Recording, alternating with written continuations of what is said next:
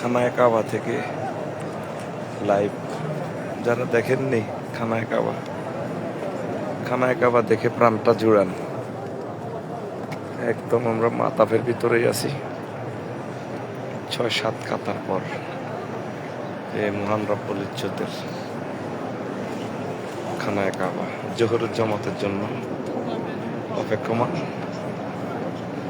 কয়েক মিনিটের ভিতরে জোহরের জামাত হবে। প্রাণ খুলে দেখেন ইনশাআল্লাহ তাআলা। মহান আল্লাহ প্রত্যেক মুসলমানকে এই ঘরে আসার তৌফিক বকশিশ করুন।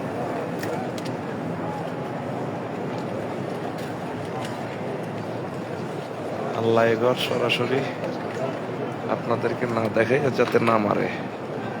আমরা তাওয়াফে জিয়ারা করার জন্য আসছি। খানায় কাবা। ধন্যবাদ।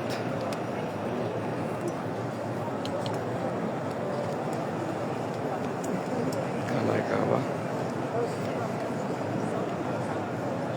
হাজিরা দলে দলে ফরজ তাওয়াফের জন্য একামত হয়ে গেছে।